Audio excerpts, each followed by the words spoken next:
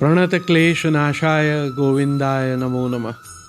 બધા જ ક્લેશનો અંત આવે એવા પરમાત્મા, એમને આપણે વંદન કરીને આ ગીતા જયંતીએ આપણી એ શ્રદ્ધા વ્યક્ત કરીએ કે એણે જે વચન આપ્યું છે કે સંભવામી યુગે યુગે, એ ચોક્કસ એ તો પાળશે જ. હું પણ મારાથી શક્ય હોય એ રીતે અધર્મનો મુકાબલો કરું, અસત્યના પથ ઉપર ન જઉં.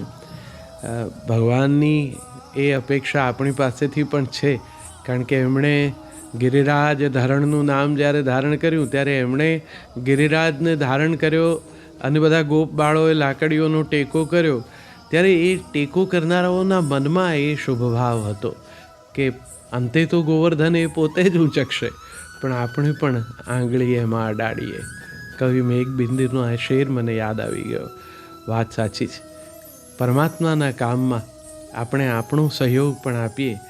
અને આ ગીતા જયંતી જેણે કર્મનો મહિમા કરીને મોક્ષ તરફની ગતિની વાત કરી છે, આપણે આપણા ભાગે છે એટલું કર્મ ચોક્કસ પ્રામાણિકતાથી નિસ્બત સાથે કરતા રહીએ.